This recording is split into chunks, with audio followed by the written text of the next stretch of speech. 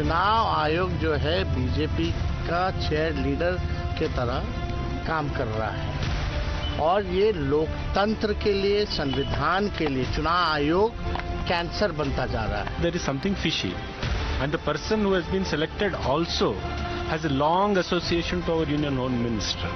कि BJP in institutions को destroy करने वाली है, कर रही है, और मैं समझता हूं कि ये हमारे लिए, मुल्क के लिए खतरा है, मुल्क की डेमोक्रेसी के लिए खतरा है.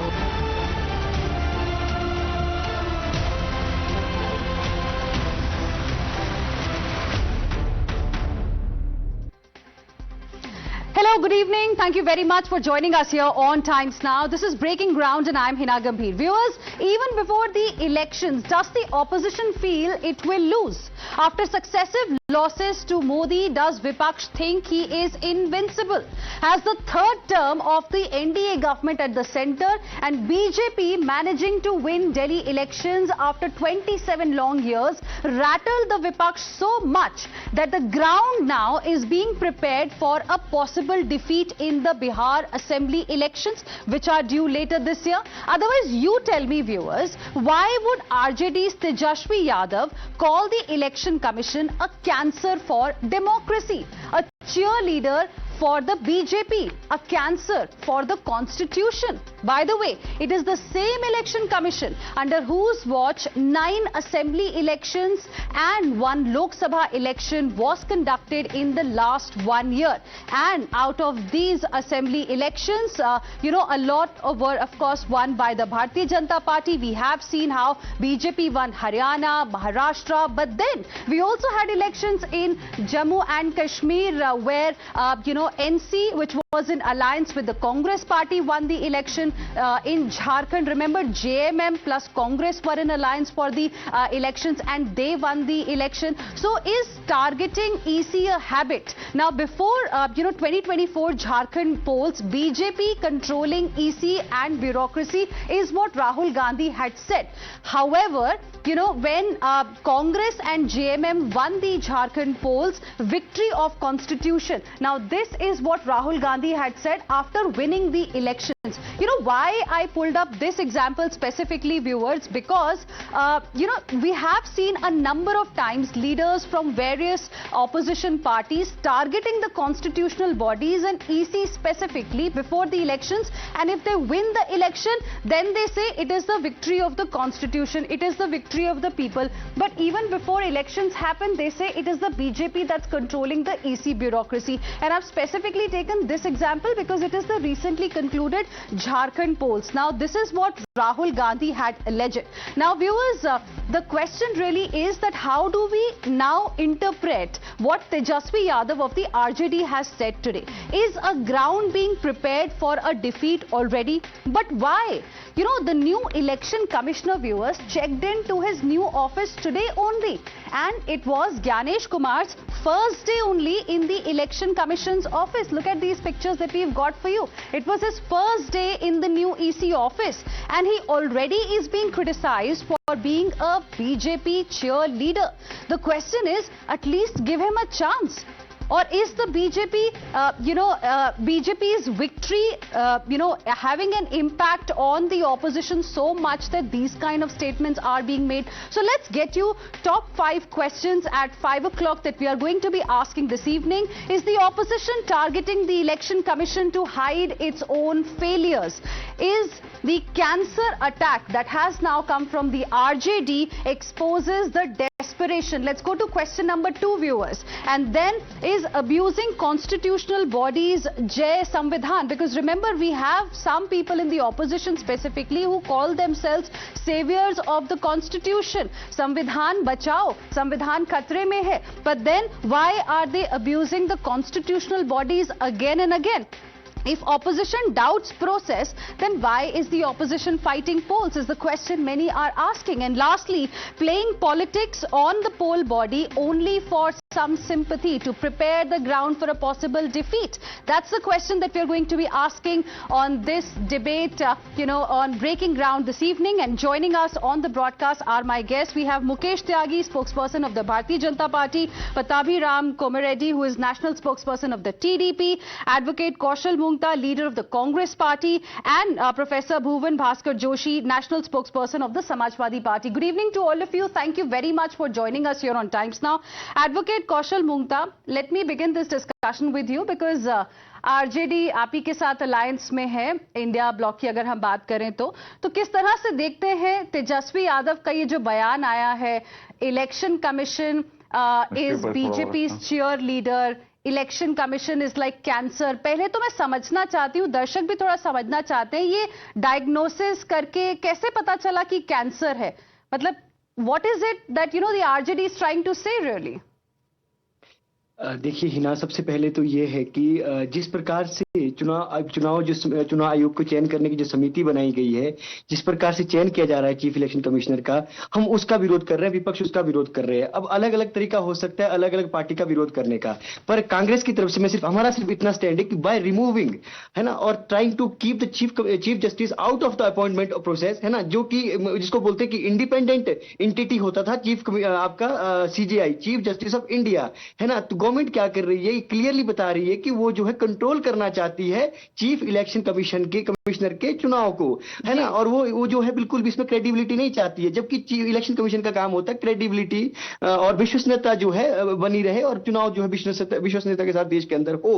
तो उस क्रेडिबिलिटी को जो भाजपा खत्म कर रही है, विपक्ष उसका विरोध कर रहा है. राहुल गांधी जी ने कल क्लियरली जब उन्होंने ट्वीट किया, उन्होंने कहा कि एज प्रतिपक्ष के नेता के नाते मैंने अपना विरोध दर्ज करवाया है, जो समिति बनाई गई, चुनाव समिति बनाई गई है, क्यों आपने वेट नहीं किया? 19 फरवरी है, आज चुनाव एडवोकेट कौशल मुक्ता जी, जो आप कमिटी को लेके बात कर रहे हैं, I will get the BJP spokesperson to respond to that, but उससे पहले मेरा एक सवाल और है आपसे. जो तेजस्वी यादव ने बोला है इलेक्शन कमीशन के बारे में, आज नए इलेक्शन कमिश्नर जो है, चीफ इलेक्शन कमिश्नर, उन्होंने अपना जो है आज नए ऑफिस में वो गए थे, उन्होंने अपना कार्य संभाला. उनके लिए, ईसी के लिए जो कहा है कि बीजेपी का चीयर लीडर है ईसी इज कैंसर, इसके बारे में आप क्या कहेंगे? क्या आप अग्री करते हैं इस तरह के बयानों से? देखिए, ये ज्ञानेश कुमार जी के लिए नहीं कहा गया है, एक पर्टिकुलर व्यक्ति के लिए नहीं कहा गया है. भाजपा की अगुवाई में जिस प्रकार से जो संस्थाएं देश के अंदर, चाहे ईडी है, मेरा सवाल बड़ा सीधा है, क्या आप तेजस्वी यादव के इस बयान से अग्री करते हैं? डू यू सपोर्ट इट और डू यू कंडेम इट? मेरा सिंपल सवाल है आपसे, मेरे को कॉन्टेक्स्ट नहीं चाहिए अभी, मेरे को आप ये बताइए, do you agree with this statement और do you disagree with what he has said? अगर इस प्रकार से चुना जाएगा तो हम सहमत हैं, और आज सुप्रीम कोर्ट में सुनवाई थी, जो हमारी पीआई लगाई गई थी, भाजपा से उसका इंतजार नहीं किया गया. You also believe EC is BJP's cheerleader, you also believe EC is cancer? चुनाव आयोग जो है वर्तमान में भाजपा की अगुवाई में कर रहा है चीफ लीडर का काम, हम समर्थन करते हैं इस बात का. और बिल्कुल कर रहा है. चुनाव आयोग नहीं कर रहा है. You heard what the RJD नेता had to say today. You heard what the Congress leader had to say on the show today. How will you like to respond? मैं समझता हूँ बहुत शर्मिंदगी वाली बात है कि मेरा तो शर्म से सर झुकता है कि इस प्रकार की वक्तव्य जो है एक जिम्मेदार लीडर अपने कॉन्स्टिट्यूशन बॉडी के अगेंस्ट उठा रहा है. I think it is a very very defamatory. He is indirectly trying to attack supreme court of India. Supreme court of India is going to decide on this matter. Even before the determination has come, they have started saying cancer, all kinds of dirty words. What kind of vocabulary you are bringing into the Indian politics? I think you should be ashamed of yourself, and you have no business to be leader in this country. One second. Let me finish. Article 324 says, where is that? Show me one provision in the article or Indian Constitution where it is mandatory to have a Chief Justice of India. Is it any violation of the Constitution provisions? No.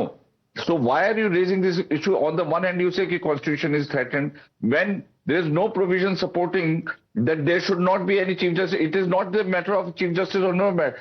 It's a matter of appointment, whether appointment is happening correctly or not. Gyanesh Kumar is a very able officer. He was the election commissioner earlier also.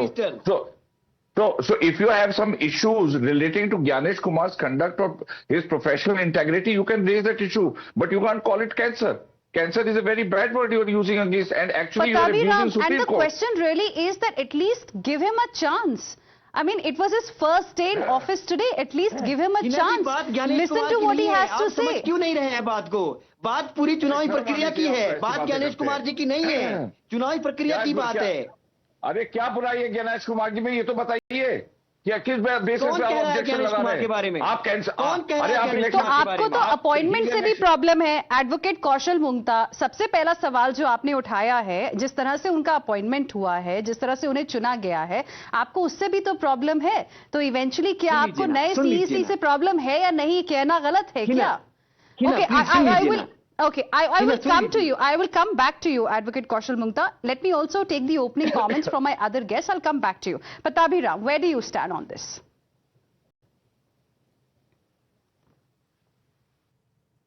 Mr. Pattabhi Ram, can you hear me? It is very unfortunate that on the day, yeah, I can hear you.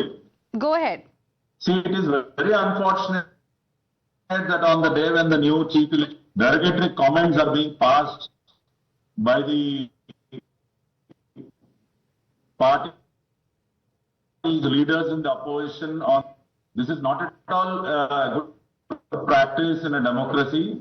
As you rightly said, without even looking at the manner in which the new chief election commissioner is going to perform his duties, how can you make such comments? And the second thing is, it is the prerogative of the parliament. The parliament had enacted a bill through which a selection committee had been formed. The Constitution of India says that it is the prerogative of the parliament. Is it the parliament or the Prime Minister alone bill which formed a selection committee in which the leader of opposition is also there? The selection committee is not with, only the Prime Minister or the ministers in the cabinet.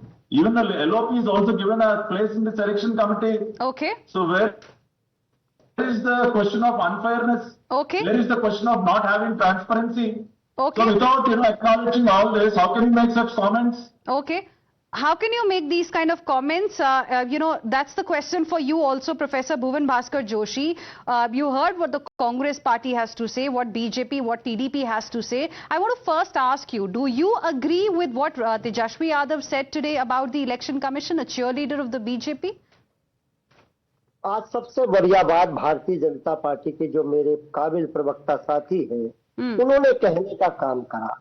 उन्होंने कहा कि मेरा sir आज शर्मिंदा से झुक गया, लेकिन इनका सर मैंने ऊंचा होते हुए देखा है जब माननीय प्रधानमंत्री जी जर्सी गाय कहने का काम करते हैं, 500 करोड़ की गर्लफ्रेंड कहने का काम करते हैं, जब वो कांग्रेस की विधवा कहने का काम करते हैं। आप उनकी नकल करेंगे? मैडम ये जो बदतमीजी मुझे बर्दाश्त नहीं, मैम प्लीज। आप मुझे बुलाए ना बुलाए। Okay, Mukesh Tyagi, let him make his opening comments. I will come back to you for a rebuttal.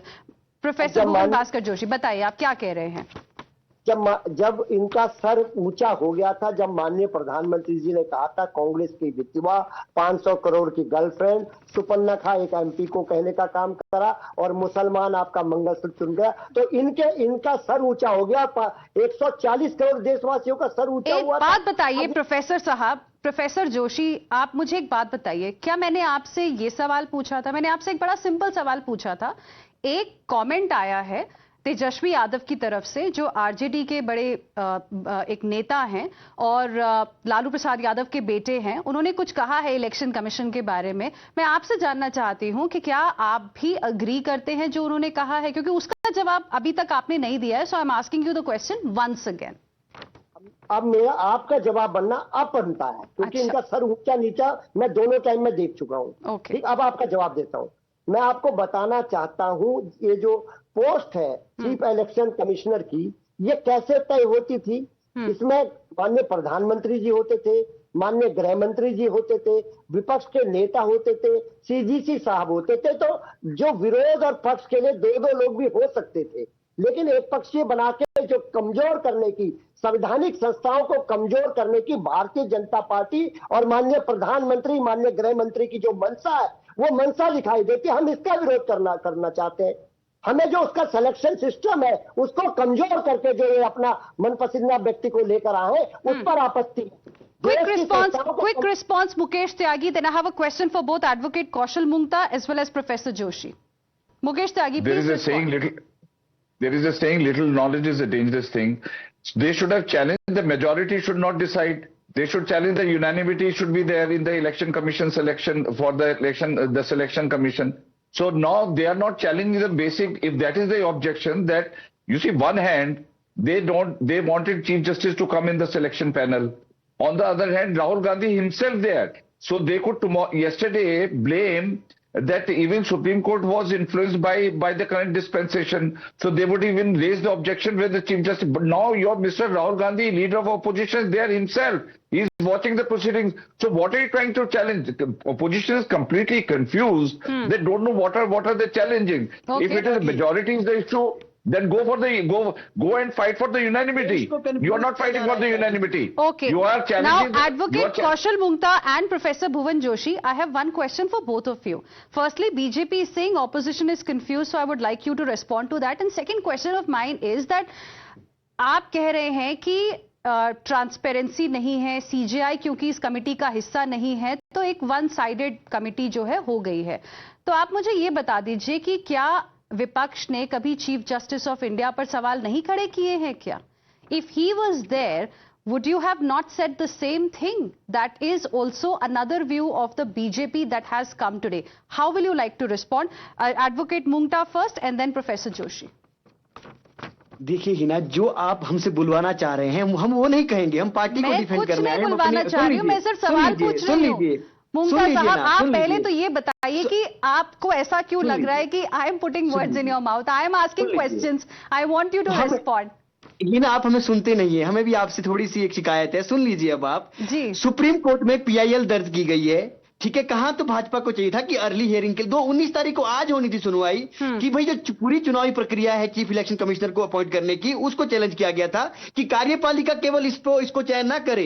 इसमें जो है सुप्रीम कोर्ट का जो है जो जजमेंट थी अनूप बर्नवाल केस की भी, उसकी भी जजमेंट आनी थी, उसका वेट करते.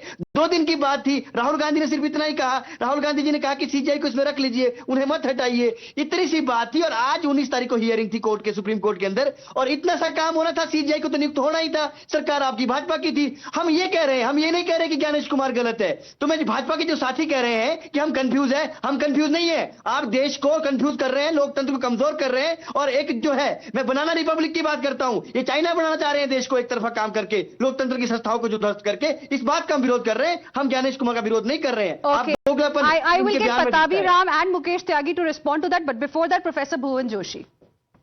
देखिए, आज क्या दिक्कत है. आज जो भारतीय जनता पार्टी है 140 करोड़ लोगों को गुमराह करने का काम कर रही है और विपक्ष उनके क्वेश्चन कर रहा है. दिक्कत यहां पर है. हमने जो सीजीआई को रखने का बात कही, हमारी लड़ाई ये थी, और हमारे काबिल साथी ने भी बताया कांग्रेस के कि किस प्रकार अभी PIL का वेट हो रहा था कि इसका भी रिजल्ट आने देते. आनंद फानंद में क्यों आवश्यकता थी? रात के अंधेरे में जो सरकार बनाना जानते हैं महाराष्ट्र में, वो लोग आनंद फानंद में अपने दोषों को छुपाने की कोशिश करते हैं. लेकिन ये विपक्ष मजबूत है और हम लोग इनका विरोध करेंगे.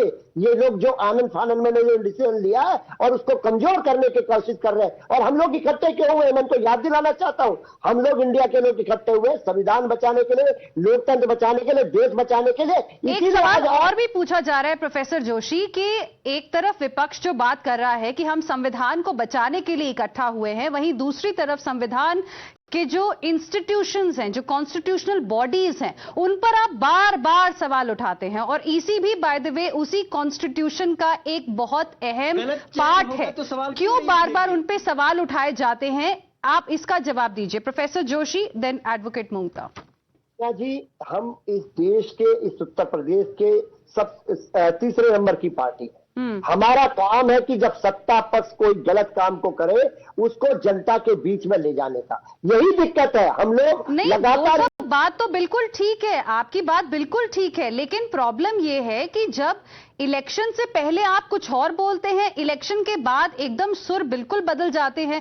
जब मैं शुरुआत में इस स्टोरी के बारे में लोगों को बता रही थी तो मैंने एक एग्जाम्पल लिया था राहुल गांधी का, जिन्होंने झारखंड के इलेक्शन से पहले अगेन सेम तरीके से जो आज तेजस्वी यादव ने बोला है उसी तरीके से राहुल गांधी ने भी ईसी पर सवाल खड़ा किया था। लेकिन जब इलेक्शन में वो जीत गए जेएमएम के साथ, तब सब ठीक था, तब उन्होंने ईसी पर सवाल नहीं खड़े करे। And that is the reason why again and again questions are asked on the intention of the opposition. I want to give the last word now to Mukesh Tyagi and Pattabhi Ram. Madam एक सेकंड भाई, इसका जवाब ले लीजिए जो आपने बात की। चलिए 10 सेकंड लीजिए, आप फटाफट से जवाब दीजिए। मुकेश त्यागी 1 सेकंड।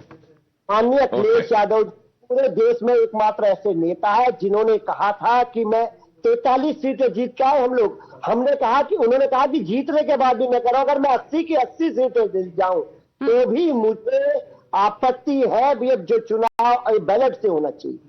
तो हम लोग उसके पक्षधर है। हमने क्या कहने का काम करा था, जो बैलेट बॉक्स के जो चुनाव है, जो पुरानी पद्धति है उससे चुनाव कराने। ओके, मुकेश त्यागी क्लोजिंग कमेंट्स, देन पताभी राम। देखिए, ऐसा है कि आलसी विपक्ष है। विपक्ष जो है कोई सक्रियता दिखाती नहीं है, बस खाली डिबेट्स में आकर के चिल्ला करके बोलते हैं। इनको कानून का भी पता नहीं है। अनूप वर्वाल केस में क्या हुआ? Supreme court has refuse to stay appointment you're talking about Arun Barnwal na. Supreme Court refused to stay. They could not. The hearing has been going on for long. एक सेकंड अभी आप मुझे बोलने दीजिए। आप अरुण बर्नवाल का केस का reference दे रहे थे। सुनिए, कानून आप जानते ही नहीं है, तभी तो आप बोल रहे हैं। आप जानते कानून को, चीफ इलेक्शन कमिश्नर को जो है राज का कोर्ट कर रहे हैं। आप कानून जानते हैं, हम कानून नहीं जानते हैं। जिन्होंने देश को बनाया, देश प्रथाओं को बनाया, आप उसको आज खत्म करने का काम कर रहे हैं। आप लोग गैर कानूनी काम करने में बिलीव करते हैं। जब आप कह रहे हैं ना कि ईवी नहीं होनी चाहिए, ईवी मशीन नहीं होनी चाहिए। देखिए मुकेश जी, आप बात कीजिए कि आपने चीफ इलेक्शन कमिश्नर को राज के अंधेरे में क्यों नहीं किया? आपने आज की हियरिंग की क्यों? आपने सुप्रीम कोर्ट क्या मानना की? इसके बाद एडवोकेट मुंगला आपने सुन भी लिया ना कि सुप्रीम कोर्ट ने क्या कहा है आपकी अर्जेंट हियरिंग को लेके। आज होनी है हिना जी, वो हो चुकी है, उसमें उन्होंने कहा है कि आज उसको हियर नहीं करेंगे मैटर को। डिबेट नहीं किया आज वो उन्होंने कह दिया है it is not going to be heard today. Okay, I want to give the last word now to Pattabhi Ram. Closing comments, I am completely out of time. Hina, today we should acknowledge one thing. Say this is the first time an appointment of a chief election commissioner was done through a selection committee which comprised of the leader of opposition also. So we have taken a step forward towards transparency. However, election commissioners appointed till date, it is only the government in power, which is in power on the recommendation of the cabinet. Now we have taken a step forward towards transparency, and people should learn to acknowledge it. We are going forward in a more transparent manner. First time an LOP was given a chance to sit in the process of selecting an election commissioner. So instead of acknowledging that fact, why are they making so much of noise here? Absolutely. That's why, the question that's being asked is on the intention. Why always doubt the election commission? When the opposition loses an election, they come up with the EVM ka bahana, and before the elections, they start calling EC the cheerleader of the Bharatiya Janata Party. And all of this, by the way, viewers, happening on the day the new election commissioner, the chief election commissioner, took charge. We'll, of course, be tracking this story closely, but for now, I'm completely out of time. Mukesh Tyagi, Patabi Ram, Advocate Kaushal Mungta and Professor Bhuvan Bhaskar Joshi, thank you very much all of you for joining us here on Times Now. With this, we will slip into a very, very short break.